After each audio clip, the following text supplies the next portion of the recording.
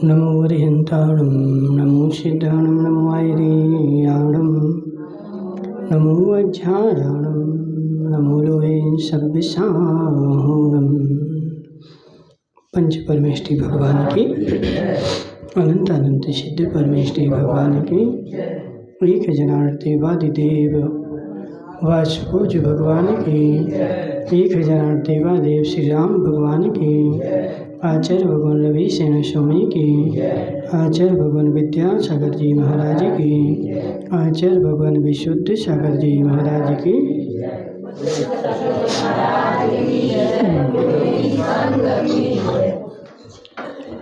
यहाँ पर अपनी परम पुराण की चर्चा चल रही थी और जिसमें कल अपन देख रहे थे कि जो मेघ वाहन था उससे राक्षस वंश की उत्पत्ति हुई थी और मेघ वाहन ने लंका में जाकर के सारे राक्षसों की उत्पत्ति करी थी। मूल राक्षस वंश की उत्पत्ति का कारण कौन है? तो मेघ वाहन है। ठीक है, उस मेघ वाहन से ही ये सारे राक्षस उत्पन्न हुए हैं। ऐसा अपन ने कल देखा था।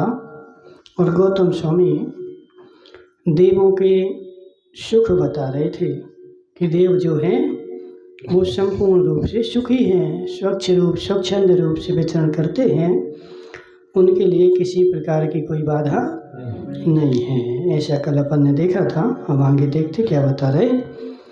तो गौतम स्वामी कहते कि हे राजन, लंका में रहने वाले विद्याधर न देव हैं न राक्षस है, किंतु राक्षस देव की रक्षा करते हैं, इसलिए राक्षस कहलाते हैं। जो लंका में रहते हैं, रावण है या अन्य और भी हैं, तो ये देव नहीं है और ना कि ये राक्षस हैं। कौन है? राक्षस द्वीप में रहते हैं, लंका में रहते हैं, इसलिए इनका नाम राक्षस पड़ गया है। ठीक है, मतलब नाम ही इनका राक्षस है, काम राक्षस नहीं है। अपन लोग में देखते ना कि वो राक्षसों जैसे बड़े बड़े बाल रखा करके और विभिन्न प्रकार के उपद्रव करते हैं, टीवी में नाचते हैं, तो ऐसा नहीं है। ठीक है, जिनका नाम ही मात्र राक्षस है। जैसे कुंडली में भी एक राक्षस गण होता है, समझ रहे ना? मनुष्य गण होता है, राक्षस गण होता है, देव गण होता है। तो ये सारे गण बताए गए हैं, तो ये मात्र एक नाम ही है। इनका वैसा नहीं जानना कि जिसका राक्षस गण है तो वो राक्षस हो, ऐसा नहीं है। ठीक है, तो ऐसे जो लंका में रहते थे, राक्षस देव की रक्षा करते थे, इसलिए इनको राक्षस कहते थे। जो राक्षस नहीं है। अनेक युगांतरों के साथ उनके वंश का अनुक्रम चला आता है और उसी अनुक्रम परंपरा के अनुसार अनेक सागर प्रमाण काल व्यतीत हो चुका है। यानी उनको रहते रहते वहाँ कितना काल हो गया? तो अनेक सागर निकल चुके हैं। ठीक है, राक्षस आदि बहुत से प्रशंसनीय विद्याधर राजाओं के व्यतीत हो चुकने पर उसी वंश में 3 खंड का अधिपति रावण उत्पन्न हुआ है। बहुत सारे राजा मेघ वाहन के बाद हो चुके, उनके बाद में अब जी राक्षस जो है 3 खंड का अधिपति उत्पन्न हुआ है। उसकी एक दुर्नखा नाम की बहन भी है। राक्षस रावण की एक बहन थी जिनको चंद्रनखा भी बोलते हैं, शूर्पनखा भी बोलते हैं, और यहाँ पर आचार्य जो बोल रहे उसको दुर्नखा बोल रहे हैं। ठीक है, तो दुर्नखा नाम की एक बहन है जो पृथ्वी पर अपने सौंदर्य की उपमा नहीं रखती। तो वो चूँकि है राक्षस, लेकिन पृथ्वी पर उसके समान सौंदर्य किसी का नहीं है, उपमा से रहित है। यानी उसकी सौंदर्य की उपमा यदि कोई दी जाए तो कोई दूसरी उपमा नहीं है। ठीक है, ऐसा हुआ है। चंद्रनखा है जो पृथ्वी पर अतिशय बलवान खरदूषण 14,000 प्रमाण मनुष्यों का विश्वास पात्र सेनापति है। तो उसकी एक बहन है जिसका नाम क्या है? दुर्नखा है। जो पृथ्वी पर अपने सौंदर्य की उपमा नहीं रखती है, वही 14,000 मनुष्यों के विश्वास पात्र सेनापति खरदूषण के लिए दी गई है। वही दिक्कुमार भवनवासी देवों के समान उदार है और पृथ्वी के मध्य में स्थित अलंकारपुर नामक नगर का महाप्रतापी निवास स्थान है। वह कहाँ रहता है? अलंकारपुरी में रहता है। उसके शंबुक और सुंद नाम के 2 पुत्र हैं। किसके? चंद्रनखा के, दुर्नखा के। ठीक है, जिसकी नाक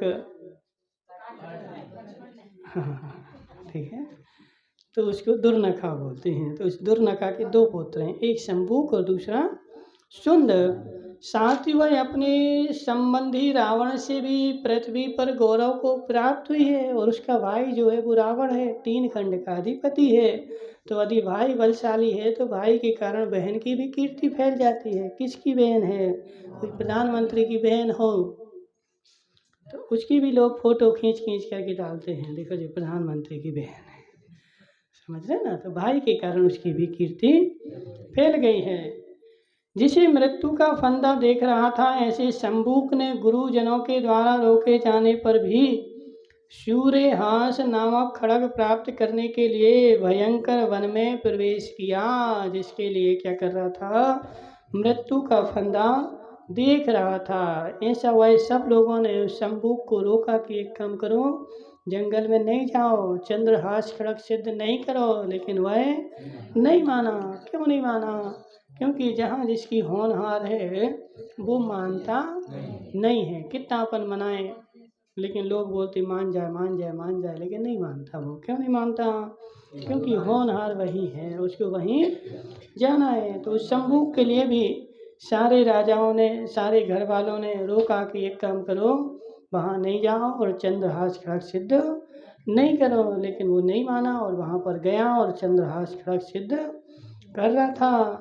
हे राजन, वो यथोक्त आचरण करता हुआ सूर्यहास खड्ग को प्राप्त करने के लिए उद्यत हुआ। तो चंद्रहास नहीं, सूर्यहास थी। ठीक है, चंद्रहास तो रावण ने पहले सिद्ध कर चुका था। 2 खड्ग होती हैं, एक चंद्रहास और दूसरी सूर्यहास। तो चंद्रहास खड्ग किसके पास थी? तो रावण के पास पहले से वह सिद्ध कर चुका। लेकिन सूर्यहास जो है वह शंबुक नाम का खरदूषण का भानेज सिद्ध करने के लिए गया था। है खरदूषण का तो पुत्र है, रावण का भानेज है। ठीक है, तो उस खड्ग को सिद्ध करने के लिए वह एक अन्न खाता था और निर्मल आत्मा का धारी है, ब्रह्मचारी है और इंद्रियों को जीतने वाला है, यानी विद्या भी सिद्ध करनी है उसको। तो क्या कर रहा है? एक अन्न खा रहा है। कितने साल से? तो 12 साल से। 12 साल से जंगल में बैठा है और एक अन्न का भोजन करता है, ब्रह्मचर्य का पालन करता है, अपनी इंद्रियों को जीत रहा है। सूर्यहास खड्ग सिद्ध हो जाए, इस दृष्टि से उपयोग पूर्ण हुए बिना जो मेरी दृष्टि के सामने आवेगा वह मेरे द्वारा वध होगा। इस प्रकार कहकर वह वंश स्थल पर्वत पर वंश की एक झाड़ी में जा बैठा। उस तक मुझे खड्ग सिद्ध नहीं होगी और उसके बीच में यदि कोई मुझे डिस्टर्ब करने आएगा तो वह मृत्यु का पात्र होगा, यानी उसको हम क्या करेंगे? मार डालेंगे। ऐसी उसने प्रतिज्ञा करी और प्रतिज्ञा करके वो कहाँ जा बैठा? तो बांसों के बीच में, झाड़ियों में चारों तरफ जहाँ बांस ही बांस लगे थे, उस न वो पृथ्वी पे था न आकाश में था, बांसों के बीच में डोली बना करके और वहाँ बैठा था बीच में ही। ठीक है, वह दंडक वन के अंत में कोचरवा नदी और समुद्र के उत्तर तट के बीच में जो स्थान है वहाँ अवस्थित था। वो कहाँ रहता था? कोचरवा नदी और समुद्र तट के बीच में एक स्थान अवस्थित था, यानी एक तरफी नदी थी और एक तरफी समुद्र था, बीच में जंगल था। तो उस बीच में बांस लगे थे, वहाँ जाकर के वो रह रहा था। तदनंतर 12 वर्ष व्यतीत होने पर वह चंद्रहास नामक खड्ग प्रकट होता हुआ जो 7 दिन ठहर कर ग्रहण करने योग्य था, अब उसको साधना करते हुए 12 वर्ष हो गए और 12 वर्ष में ही वह खड़ग ज्योति सिद्ध होनी थी और वो सिद्ध हो चुकी। लेकिन उस खड़ग का नियम है कि सिद्ध होने के 7वें दिन बाद हाथ में आती है। अभी ऐसी वो देवता लोग वहाँ से लेकर के आ गए और वो लटका करके ऐसे बैठे हुए हैं देवता लोग। अभी 7 दिन की साधना और करनी, 12 वर्ष की तो कर ली और 12 वर्ष की करने से वह सिद्ध भी हो गई, लेकिन 7 दिन की साधना और करेगा, जब जा कर के वो उसके हाथ में आएगी। तो 7 दिन की और बची है। अन्यथा सिद्ध करने वाले को ही मार डालेगी। यदि उन 7 दिन के बीच में यदि वो ग्रहण करता है तो वह खड़ग जो है जिसने सिद्ध करी है उसको ही मार डालेगी। दुर्नखा पुत्र के स्नेह से उसे बार बार देखने के लिए उस स्थान पर आती रहती थी। सो उसने उसी क्षण उत्पन्न उस देवाधिष्ठित सूर्यहास खड़ग को देखी। तो वह क्या दुर्नखा जो थी पुत्र के स्नेह के वशीभूत, वह अपने घर से रोज भोजन लाती थी अपने पुत्र के लिए, एक अन्न का बना बना करके, क्योंकि पुत्र तो घर नहीं जा सकता था। पूर्व काल में भी जो विद्याएं सिद्ध करते थे, जो विद्याधर होते थे, तो वो कोई सामान्य थोड़ी होते थे। ऐसी वर्षों की तपस्या करने के बाद उनको विद्याएं सिद्ध होती थी और कड़ी तपस्या। अब तुम जो सोचो कि वहाँ पे उसने जन्म लिया और ऐसे ही मिल गई, तो ऐसी नहीं मिलती है। ऐसी तो मात्र किसको मिलती है? तो देवों को मिलती है। लेकिन विद्याधरों को क्या करना पड़ता है? विद्याएं सिद्ध करनी पड़ती हैं, उसके लिए साधना करनी पड़ती है।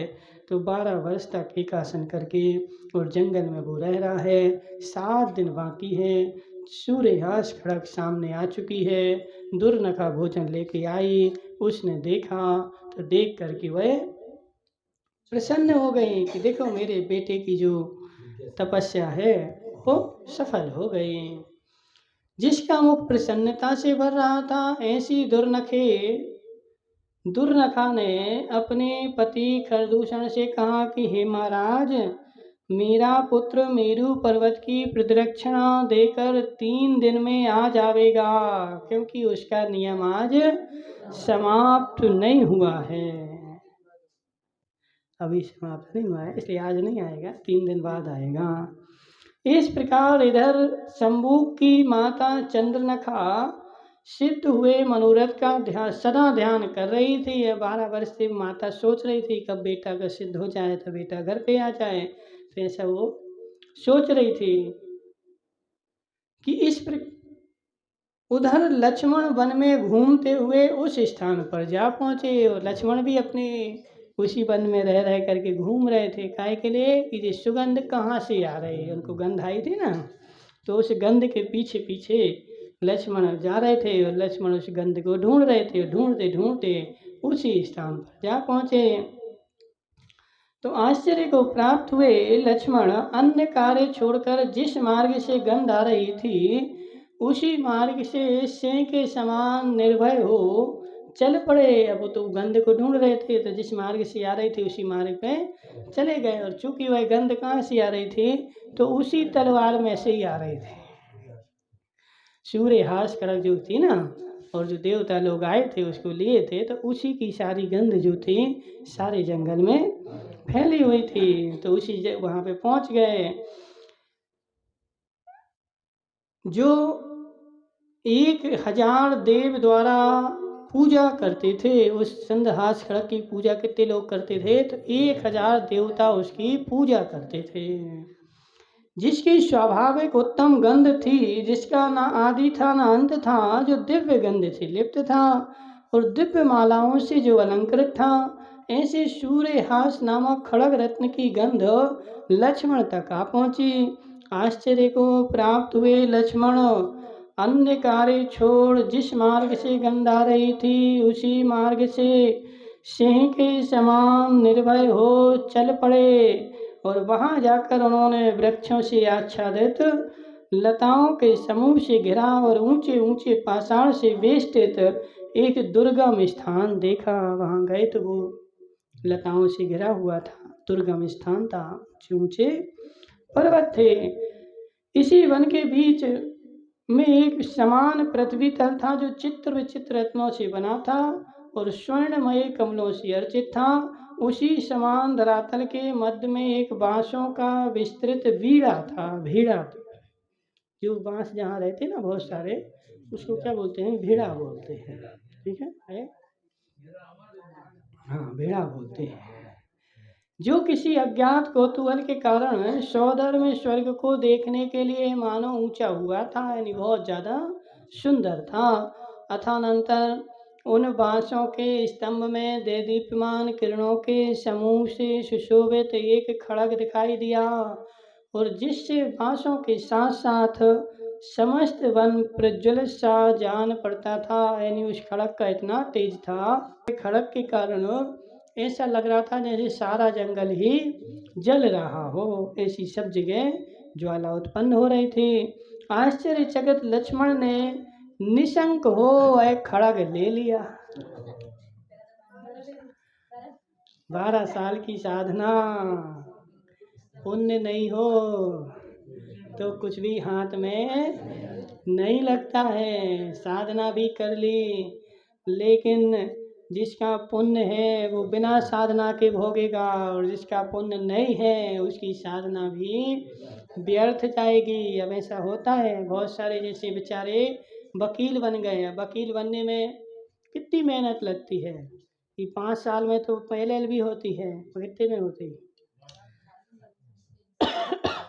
4 साल की LLB करी, उसके बाद 4-5 साल वहाँ वकील के पास बैठा, प्रैक्टिस करी। उसके बाद भी 4 साल जब प्रैक्टिस कर रहा तो 1 रुपया भी नहीं मिलता है, घर का ही खर्च करना पड़ता है, समझ रहे हैं? उसके बाद भी बेचारे का सीख भी गया, लेकिन पुण्य नहीं है। तो पुण्य नहीं है तो टेबल रख के बैठा है, कोई नहीं आ रहा, समझ रहे हैं ना? तो कोई नहीं आ रहा। और एक वकील ऐसा है जो कोई भी कुछ भी पढ़ा हुआ नहीं है, लिखा हुआ नहीं है, ऐसे ही टेबल रख के बैठा है, तो लाइन लगी है। अब यहाँ भी देखो, डॉक्टर देखो, तो जो डॉक्टर कोई पढ़ा लिखा नहीं है, ज़्यादा उसने पढ़ाई नहीं करी, उसके यहाँ लाइन लगी है। और जो डॉक्टर 5 साल पढ़ के आया, 1 करोड़ लगा कर के आया, वो दिन भर फ्री बैठा है, टूट रहा है, समझ रहे ना? तो कहने का से क्या है कि भोगने के लिए भी पुण्य चाहिए। अब शंभूक ने क्या किया, विद्या सिद्ध तो कर ली, लेकिन उसके पास ही भोगने का पुण्य नहीं है। भोगने का पुण्य किसके पास है? तो लक्ष्मण के पास है। तो लक्ष्मण जो है बिना सिद्ध करे भोगेगा, समझ रहे ना उसको? हाँ, तो उसका नारायण का पूर्व भाव का पुण्य है। पूर्व भाव में उसने तीव्र साधना करी थी, तीव्र कठोर मुनि बन के, तो वह पुण्य जो है इस भाव में उसका फल रहा है। जहाँ जा रहा है अपने आप मिल रहा है। शंभू 12 साल से बेचारा एक अन्न खा रहा था, और इसने जाकर के अनायास ही वह खड़ग अपने पास रख ली। और चूंकि उसका नियम था कि यदि 7 दिन के भीतर कोई इसको उठाएगा तो जिसने सिद्ध करी है उसको मार डालेगी खड़ग, समझ रहे ना? तो वह खड़ग निशंक हो लक्ष्मण ने ले ली। उसकी तीक्ष्णता को परख करने के लिए उसी वंश स्तंभ को उन्होंने काट डाला। जब हाथ में ली तो वह तीक्ष्ण है कि नहीं है, चल रही कि नहीं चल रही, इसको देखने के लिए उन्होंने वही बांस का बीड़ा काट डाला जहाँ लटक रही थी। खड़गधारी लक्ष्मण को देखकर वहाँ सब देवताओं ने आप हमारे स्वामी हो यह कहकर नमस्कार के साथ उनकी पूजा करी। और जैसे कि लक्ष्मण ने खड़ग ले ली तो सारे देवता जो लेकर के आए थे, अब आप ही हमारे स्वामी हो, लक्ष्मण की सबने पूजा करी। और अथानंतर जिनके नेत्र कुछ कुछ आंसुओं से भर रहे थे, ऐसे राम ने यह कहा कि आज लक्ष्मण बड़ी देर से कहाँ चला गया। लक्ष्मण भी अनायास बैठा था, तो बैठे बैठे उसकी गंध आई तो निकल गया घूमने। लक्ष्मण राम को बताने गया तो राम को नहीं बताया। तो राम यहाँ पे चिंता कर रहे कि अनायास ही लक्ष्मण आज कहाँ चला गया होगा। हे भद्र जटायु, शीघ्र उठो और शीघ्र ही आकाश में दूर तक उड़कर लक्ष्मण की अच्छी तरह खोज करो। किससे बोल रहे? जटायु से बोल रहे। अब तुम जैसी फिल्मों में देखते हो ना कि पक्षी जो है संदेशा ले जाता है, पक्षी जो है रक्षा करता है। तो फिल्मों में तो देखते हो, लेकिन ऐसा होता भी था, समझ रहे ना, पूर्व काल में। और वर्तमान में भी होता है, ऐसा नहीं कि नहीं होता। आज भी वर्तमान में पढ़े लिखे पक्षी होते हैं, पढ़े लिखे घोड़ा होते हैं, बंदर होते हैं, श्वान होते हैं, जिनको बचपन से पढ़ाया जाता है, तो वो तुम जैसा उनसे बोलोगे वैसा काम करते हैं, समझ रहे हैं। तो इस प्रकार यहाँ पे क्या बोल रहे हैं कि वह जटायु जो था उसको पूर्व भाव का स्मरण आ गया था, और वह राम की आज्ञा अनुसार आकाश में उड़ने को तैयार हुआ कि मैं लक्ष्मण की खोज करके आऊं कि लक्ष्मण बहुत देर से गए हैं तो कहाँ चले गए। ठीक है, कि इतने में सीता अंगुली ऊपर उठाकर कहती है कि जिसका शरीर केसर की पंख से लिप्त है और जो नाना प्रकार की माला और वस्त्रों को धारण कर रहे हैं तथा अलंकारों से अलंकृत हैं, ऐसे लक्ष्मण वो आ रहे हैं। इतने में राम ने कहा और पक्षी उड़ने को तैयार हुआ, तो इतने में उन्होंने बोल दिया सीता ने कि लक्ष्मण जो हैं वो आ रहे हैं। उन्होंने यह महान दीप्यमान खड्ग ले रखा है और इससे सेंके पर्वत के समान अत्यंत सुशोभित हो रहे हैं। ये खड्ग ही सारी रामायण की जड़ है। समझ रहे ना, सारी रामायण होने का, इतने सारे लोगों को मरने का, एक दो नहीं करोड़ों लोग मारे जाएंगे। कई बार ऐसा होता, अपने जीवन में भी होता है कि इतनी सी कोई घटना थी, तो इतनी सी घटना के पीछे वह घटना इतना विशाल रूप ले लेती है, सैकड़ों लोगों को मरण के घाट उतार देती है। घटना इतनी सी थी तो खड्ग इतनी सी थी, लक्ष्मण ने तो अनायास ले लिया, लेकिन अब ये बात इतनी फैलेगी कि करोड़ों लोग मरेंगे। और चूंकि रावण का मरण का योग ही है, तो रावण को मरना ही है और लक्ष्मण के हाथ से मरनी है। तो जैसा जैसा भविष्य में कार्य होना है वैसे वैसी बुद्धि चलती है और वैसे वैसे निमित्त मिलते जाते हैं। अच्छा काम होना है तो अच्छे निमित्त मिलते हैं, और खोटा काम होना है तो खोटे निमित्त मिलते हैं, और आदमी वहाँ जाता है। तो लक्ष्मण क्या किया, वह तलवार लेकर के अपने घर आ गया। इन्होंने ये महादीप्यमान खड्ग ले रखा है और इससे सिंह के पर्वत के समान सुशोभित हो रहे ने खड्ग ले रखा है। और इस खड्ग के कारण वो कैसे सुशोभित हो रहे, तो सिंह से पर्वत के समान, जैसे कोई सिंह पर्वत के ऊपर चढ़ा हुआ हो। लक्ष्मण को वैसा देख राम का मन आश्चर्य से व्याप्त हो गया और वो हर्ष को रोकने के लिए असमर्थ हो गए।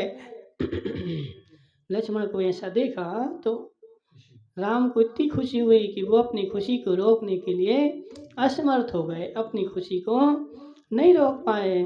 लक्ष्मण को उन्होंने तुरंत लक्ष्मण का उठकर के आलिंगन किया और पूछने पर लक्ष्मण ने अपना सारा वृत्तांत बता दिया। उससे पूछा कि ये खड्ग कहाँ से आई, तो लक्ष्मण ने सबकी सब बातें बता दी कि बांस के बीड़ों के बीच में लटक रही थी तो हमने उठा ली। इस तरह राम, सीता, लक्ष्मण तीनों प्राणी नाना प्रकार की कथाएं कहते हुए वहाँ सुख से रहने लगे। अब तीनों के तीनों थे, अब विभिन्न प्रकार की कथाएं कह रहे हैं। पहले मोबाइल तो था नहीं कि मोबाइल चला के रहे थे, समझ रहे ना। अब पूर्व काल में कोई अड़ोसी पड़ोसी भी नहीं है कि उससे कोई चर्चा कर लें। अब आज के समय में तो क्या होता है कि मोबाइल से एक समय कट जाता है, उस समय के लोग कैसे समय काटे हैं, तो विभिन्न प्रकार की कथाएं कहते थे आपस में। एक कथा वो उनको सुनाएंगे, एक कथा वो उनको सुनाएंगे, तो एक दूसरे को कथाएं सुनाएंगे तो उनका दिन कटेगा और बहुत सारी कथाएं याद भी हो जाएंगी। नहीं सेठ, समझ रहे ना? बहुत सारे बुंदेलखंड में मुहावरे बोले जाते हैं, तो वो मुहावरे सुनोगे तो याद हो जाएंगे, नहीं सुनोगे तो नहीं होंगे, समझते। तो ऐसे कहने का आशय क्या है कि वो सब वहाँ कथा करते हुए सुख से रहने लगे। अथानंतर जो चंद्रनखा प्रतिदिन खड्ग को तथा नियम से स्थित पुत्र को देख जाती थी, वह उस दिन अकेली वहाँ आई। रोज तो जो आती थी तो सारी सेना वगैरह लेकर के 2-4 10 दिनों को रथ में आती थी, लेकिन आज जो आई वो अकेली आई। हैं? क्या हो गया? आते ही उसने बांसों के उस समस्त वन को सब ओर से कटा हुआ देखा। आई और जैसा देखा कि अरे ये सारा जंगल तो किसी ने काट डाला, वह विचार करने लगी कि पुत्र इस अटवी में रहकर कहाँ चला गया। पुत्र तो यहाँ रह रहा था और जहाँ रह रहा था वहीं काट डाला उसने। जिस थाली में खाया उसी में छेद किया। 12 वर्ष से इसी वन में रहा था और आज क्या किया उसने कि इसी वन को काट करके चला गया। ऐसा कहाँ चला गया वह? जिस वन में यह रहा, जहाँ यह खड़ग रत्न सिद्ध हुआ, परीक्षा के लिए उसी वन को काटते हुए पुत्र ने अच्छा नहीं किया। खुश तो हो रही है कि पुत्र ने अच्छा नहीं किया, इसी वन में 12 साल से रह रहा था और इसी को काट डाला। इतने में ही उसने अस्ताचल पर स्थित सूर्य मंडल के समान निष्प्रभ और कुंडलों से युक्त सिर और एक दरगाह ठूंठ पड़ा हुआ पुत्र का धड़ देखा। हाँ, जब लक्ष्मण ने, चूंकि लक्ष्मण ने मारा नहीं था, उसको पता नहीं था, दिख नहीं रहा था, उसने तो बांस के बीड़े काटे थे और बांस के बीड़े में ही वह पुत्र बैठा था, तो वहाँ उसका सिर भी कट गया। एक तरफी धड़ डला है, एक तरफी सिर डला है। बताओ, माता के पुत्र की ऐसी दशा हो जाए तो माता की कैसी हालत है? हाँ, वो अंदर बैठा था और जब वह मिलने के लिए आई तो एक तरफी पुत्र का सिर डला है और एक तरफी पुत्र का धड़ डला है। हाँ, तब भी अंदर ही था, लेकिन अंदर था तो वो बाहर से नहीं दिखता ना। वो जंगल तो कट गया था, वो अंदर जाकर के भोजन दे आती थी वहीं और भाग आती थी, लेकिन बाहर से नहीं दिखता था। जैसे हम यहाँ पर बैठे, अब कोई आए तो बाहर से थोड़ी दिखे, उसको अंदर आना पड़े, अंदर कमरे में आए जब देखे तो ऐसे वो बांसों की बीड़ों के बीच में अंदर जाएगी तब उसको दिखेगा। उसी क्षण मूर्छा ने उसका परम उपकार किया। जिस क्षण उसने अपने पुत्र की धड़ को और सर को अलग अलग देखा तो मूर्छा ने उसका उपकार किया, जिससे पुत्र की मृत्यु से उत्पन्न दुख से वह पीड़ित नहीं हुई। मूर्छित हो गई ना तो मूर्छा ने उसका उपकार किया, वरना क्या करती, रोती चिल्लाती जमाने के काम करती। तो उसने क्या किया, नहीं रोया। क्यों नहीं रोया? क्योंकि मूर्छा आ गई।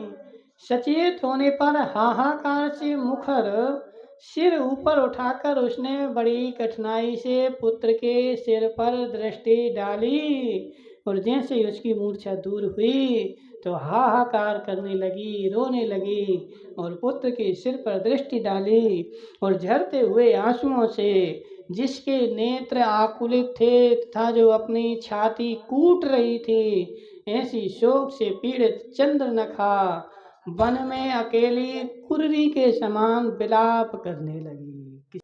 कुर्री जो होती है एक पक्षी होता है, कुर्री, ठीक है, जो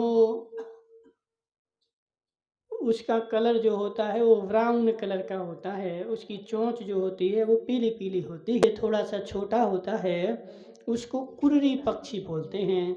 वह कुर्री पक्षी टें टें करता हुआ खूब रोता है। तो जैसे वह कुर्री पक्षी रोता है ऐसे ही वह चंद्रनखा भी अकेली जंगल में क्या कर रही है, कुर्री के समान रो रही है, अकेली है। मेरा पुत्र 12 वर्ष 4 दिन तक यहाँ रहा, हाय देव पुत्र, तू यहाँ 12 साल तक रहा और 4 दिन और शेष बचे थे, 4 दिनों को और देख लेता, इसके आगे तूने 3 दिन सहन नहीं करे। आज का दिन और मिला करके 3 दिन आगे के और आज का दिन 4 दिन ही बाकी थे, 4 दिन और सहन कर लेता। हे अतिशय निष्ठुर देव, मैंने तेरा क्या उपकार किया था जिससे पुत्र को निधि दिखाकर सहसा नष्ट कर दिया। देव को कोस रही है, देव को मतलब भाग्य को, कर्म को, कि हे भाग्य, मैंने तुम्हारा क्या किया था कि मेरे पुत्र को तुमने छीन लिया। निश्चय ही मुझ पापनी ने अन्य जन्म में किसी का पुत्र हरा होगा, इसलिए मेरा पुत्र मृत्यु के द्वारा हरा गया। क्या कर रही है चंद्रनखा? बोल भी रही है, विलाप भी कर रही है, और विलाप करते करते कह भी रही है कि ये मेरा जो पुत्र मर गया है तो जरूर मैंने पूर्व भाव में किसी के पुत्र को छीना होगा, मारा होगा, इसलिए मेरा पुत्र आज दूसरे के द्वारा मारा गया। यह नियम है, दूसरे के पुत्र को मारोगे तो अगले जन्म में तुम्हारा पुत्र भी मारा जाएगा, ऐसा नियम है। आज वर्तमान में हमारे ऊपर कोई भी आपत्ति आई है तो समझना कि पूर्व काल में मैंने वह आपत्ति किसी को दी थी, और जो आपत्ति दी थी वही तो मिली है। कर्म कोई तुम्हारे साथ अलग से भेदभाव थोड़ी कर रहा है कि तुम्हारे लिए कोई अलग से कर्म दे रहा है, तुमने उसके साथ किया था, कर्म ने बांध दिया था और आज वह तुम्हारे लिए दे रहा है। तो इसलिए सम्यक दृष्टि जीव क्या करता है, किसी के साथ ऐसा व्यवहार नहीं करता है। क्यों नहीं करता है? बोलो, क्यों नहीं करता है? क्योंकि यदि हम किसी के साथ करेंगे तो आगे आने वाले समय में वो हमारे साथ करेगा, बिना करे छूटने वाला नहीं है। आज करो, कल सूद के साथ वापस मिलेगा। आज तुम किसी को ठग लो, अगले भाव में वो तुम्हें ठग लेगा। आज तुम किसी को मार दो, अगले भाव में वो तुम्हें मार डालेगा। तुमने आज किसी के लिए केला खाए अरुण की अम्मा ने, और केले के छिलके बाहर डाल दिए रोड पे, काहे के लिए? जी गुणमाला बाई आएंगी तो गिर पड़ेंगी। मैंने देखा कि गुणमाला बाई आ रही तो अरुण की अम्मा बाहर बैठी थी, केला की छिलकी डाल के अंदर चली गई कि जी गिर पड़े। अब वो गिरे चाहे नहीं गिरे, लेकिन भविष्य में तुम जरूर गिरोगी, क्योंकि तुमने दूसरों के गिराने के भाव करे ना, तो दूसरे के गिराने के भाव करे हैं तो उस भावों के परिणाम स्वरूप तुम्हें कर्म का बंध हो चुका है, और वह कर्म का बंध तुम्हारा जब कालांतर में आएगा तो केले के छिलके से लिपट के तुम गिरोगे, ऐसा नियम है। तो यदि अपन को केले के छिलके से नहीं गिरना है तो नियम कर लो कि किसी के सामने केले के छिलके नहीं डालेंगे, ऐसा नियम है। और नहीं भी डालना चाहिए, कभी भी जो है रोड पे केला के छिलके डाल देते अपन को भान ही नहीं होता, और इससे भी देखो महान कर्म का बंध होता है। छिलके तुमने रोड पे डाले, छिलके तुमने गंदगी करी, वो छिलके रोड पे डालना महान कर्म बंध का साधन है। रोड पे तुमने अपने घर का कचरा डाल दिया, वो कचरा महान कर्म बंध का साधन है। रोड पे तुमने कोई भी वस्तु डाल दी, रोड पे बैठे थे आइसक्रीम खाई, और आइसक्रीम की जो बची थी ना वो कटोरी थी, वो कहाँ डाली? तो रोड पे डाल दी। यह चींटियाँ लिपटेंगी, गाड़ी आएंगी, किसी को घृणा होगी, वहाँ गंदगी मचेगी, और इस सब के कर्ता कौन हो? तो तुम हो, और तुमने उसका कर्ता बने हो तो तुम्हें घोर पाप का बंध होता है। अपन क्या सोचते हैं, अरे ऐसे थोड़ी पाप का बंध, यही तो महान पाप पूरा है। नाली में घर का कचरा लिया तो कहाँ डाल दिया? नाली में। तो नाली में जो तुमने कचरा डाला है वह तुम्हारे असाता वेदनीय बंध का कारण है। महाराज क्यों असाता वेदनी क्यों बांधेगी? क्योंकि वह दूसरे को असाता देगी ना। अभी तुमने कचरा डाला, कहाँ डाला? तो नाली में। नाली धीरे धीरे भर जाएगी, फिर चौक हो जाएगी, तो चौक हो जाएगी तो फावड़ा लेकर के साफ करोगे? बोलो रोशन भाई, करोगी साफ? तो नहीं करेंगी। पानी जो है फिर कहाँ बहेगा? तो रोड पे बहेगा, रोड पे बहेगा तो लोगों को दुख होगा, लोग परेशान होंगे। तो लोग परेशान होंगे तो परात्म निंदा प्रशंसे पर नीच गोत्रस्य, ठीक है ना। तो असाता वेदनी का, नीच गोत्र का तुम्हें सारा बंद होगा। चाहे निज को दुख दो, चाहे पर को दुख के लिए कारण बनो, सब में अशांता वेदनी का बंद होता है। तो कहने का आशय क्या है ये बंद तो मंदिर आ जाते हैं और मंदिर में भले हमारे तो भाव बहुत अच्छे होते हैं।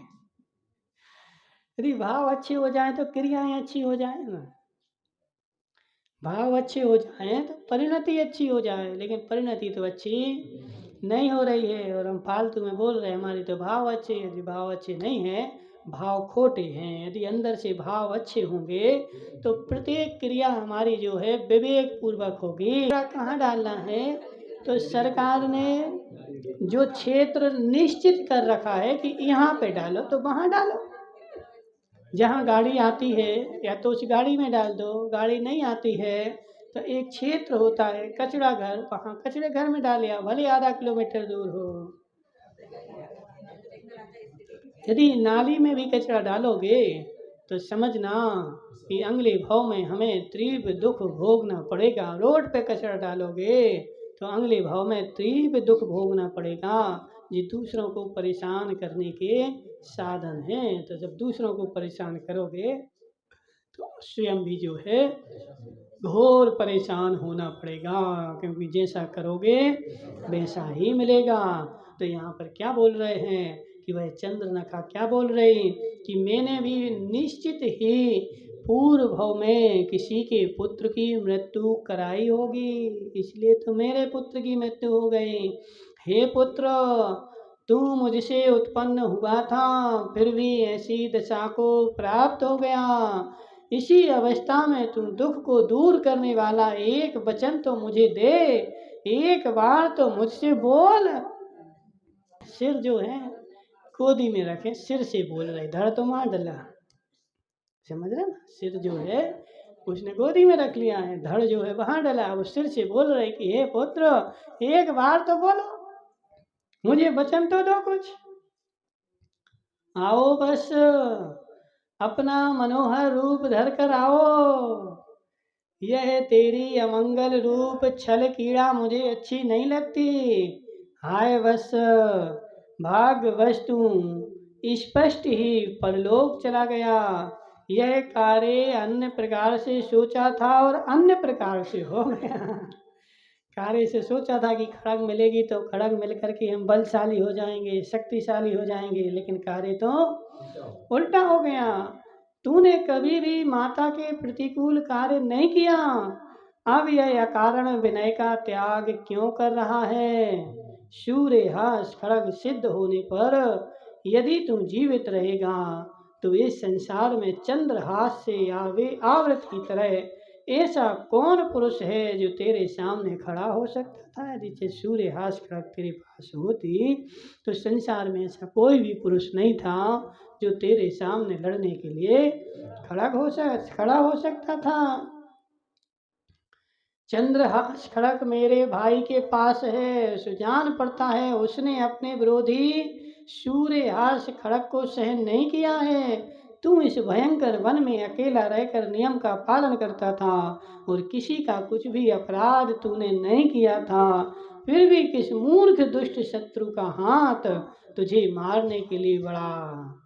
तुझे मारते हुए उस शत्रु ने शीघ्र ही प्रकट होने वाली अपनी उपेक्षा प्रकट कर ली है।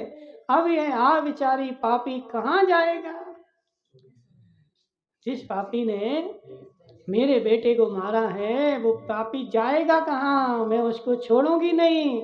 इस प्रकार उत्तम पुत्र को गोद में रखकर विलाप करती हुई उसने नेत्र मूंगा के समान लाल हो गए। रो रही थी तो रो रो करके नेत्र कैसे हो गए? मूंगा के समान लाल हो गए। ऐसी चंद्रनखा में हाथ में लेकर अपने पुत्र का चुंबन किया और तदनंतर क्षण एक में शोक छोड़कर वह उठी और उसने आंसुओं की धारा नष्ट हो गई और तीव्र क्रोध धारण करने से उसका मुख दमकने लगा और वह यहाँ वहाँ जा रही है और ढूंढ रही है कि कौन है जिसने मेरे पुत्र को मारा है। तो आस पास जंगल में वह अपने पुत्र के हत्यारे को ढूंढेगी और ढूंढ करके क्या करती है तो देखेंगे अपन कल। ओम नमः सिद्धिभ्याम।